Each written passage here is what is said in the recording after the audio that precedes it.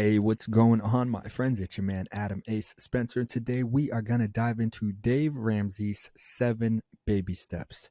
As you can see, it says you can take control of your money. Millions of people have left their money worries behind by working this plan. It's time to start managing money the right way. So, what are the baby steps? Dave Ramsey's 7 baby steps will show you how to save for emergencies, pay off all your debt for good, and build wealth. It's not a fairy tale. It works every single time.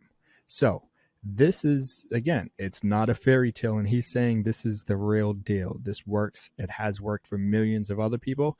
And they swear by this strategy to help you with getting out of debt and moving forward in your financial independence journey. Now, I'm not saying this is the best strategy for everyone. I'm not even saying I entirely or fully 100% endorse and believe that this is the strategy that you should be taking. However, again, it has worked for millions of other people. So there's a good chance it could work for you, or at least taking parts and components of it that you can apply to your life and your particular journey. So let's dive into the 7 baby steps. But before we do, don't forget to smash that like button. It does help with the YouTube algorithm. So other people out there who need to know about these financial strategies will have a better chance to come across this video. So definitely like it. It also lets me know you guys enjoy and appreciate this type of content.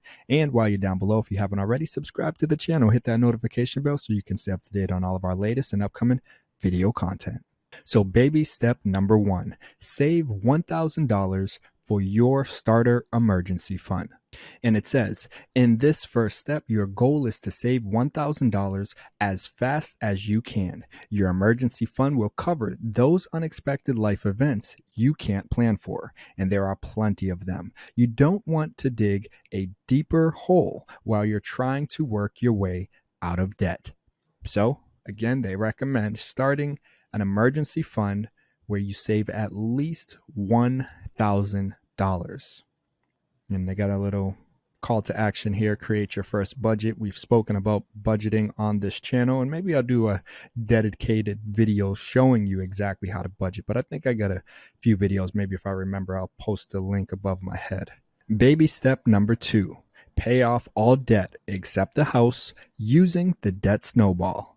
Next, it's time to pay off the cars, the credit cards, and the student loans. Start by listing all of your debts except for your mortgage. Put them in order by balance from smallest to largest, regardless of interest rate. Pay minimum payments on everything but the little one. Attack that one with a vengeance. Once it's gone, take that payment and put it toward the second smallest debt, making minimum payments on the rest. That's what's called the snowball method, and you'll use it to knock out your debts one by one. And my friends, if you are new to this channel, we have spoken maybe 2 or 3 times about the snowball method, as well as the debt avalanche method, which technically is a better strategy when it comes to punching out or completing this journey of paying off all of your debt as quickly as possible with the least amount of interest. But oftentimes people need that confidence booster. They need the proof, right? They want to see that their hard work is starting to pay off, and you get kind of an instant gratification when you go the debt snowball approach. So that's why Dave Ramsey recommends it to most people, because they start to see those smaller bills get paid in full. Well, the debt avalanche approach attacks the bills that have the largest interest. So different strategies, different approaches are recommended for different people depending on who you are. And Dave ultimately recommends going the debt snowball approach for most people. Baby step number 3, save 3 to 6 months of expenses in a fully funded emergency fund.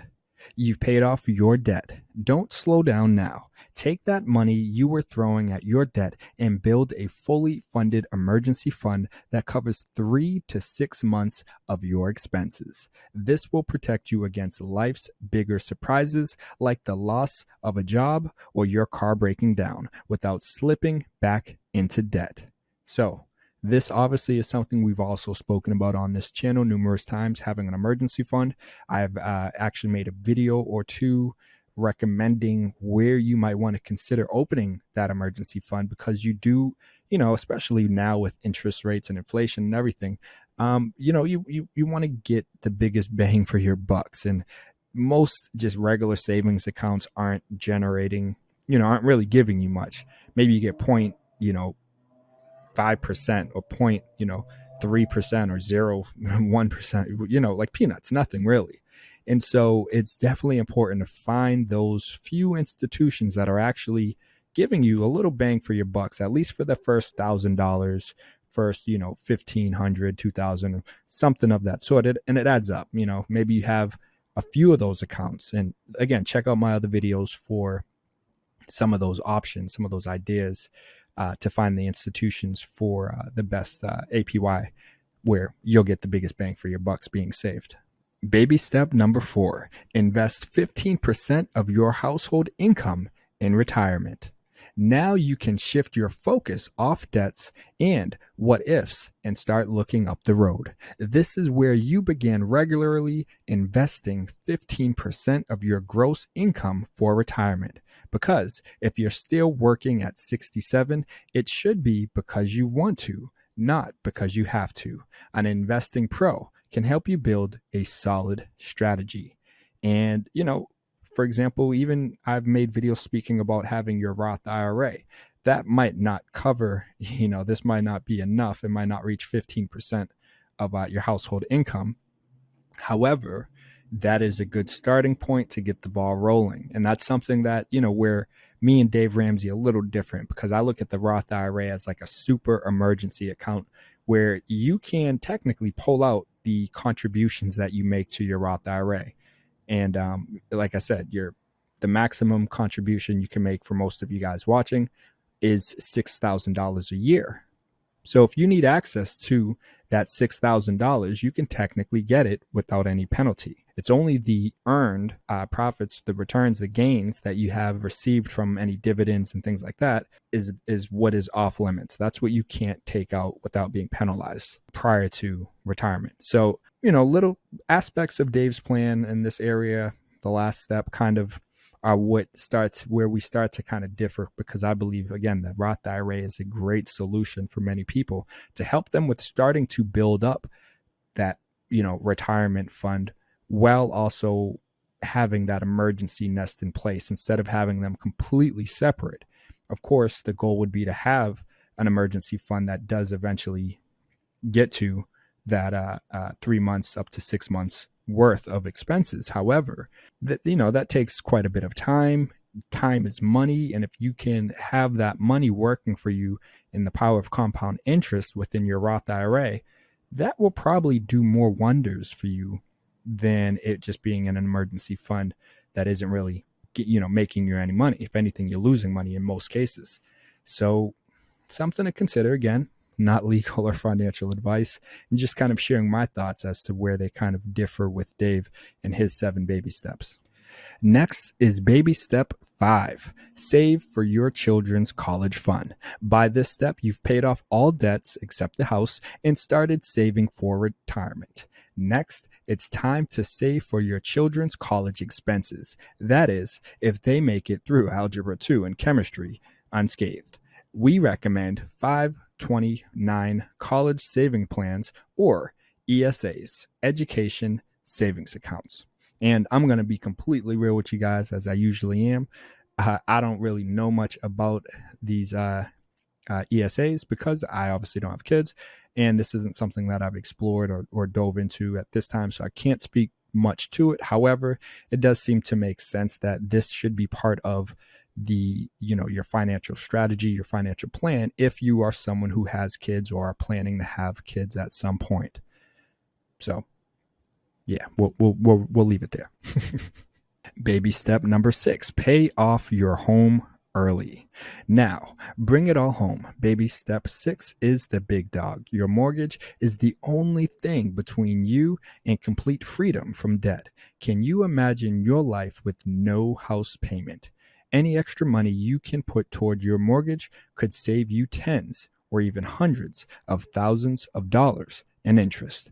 So, similar to the last one, I do not own a home at this point. So, for me, not too relevant, but it also is something to consider as, if this is in your near future or a goal of yours where you do want to buy a house, having 6 and 5 potentially be that combined area, and maybe even the retirement aspect can be combined with it. I mean, everyone's different. Again, it depends what your priorities are, but it that might be the stage and the point where you are more focused on saving for that house, that down payment, 20%, 10%, 5%, whatever it might be that you're after. But being in a position where at least, again, you're planning for it and you have that emergency savings fund in place, you have that those other steps have been completed that will give you that nice safety net in case anything does happen.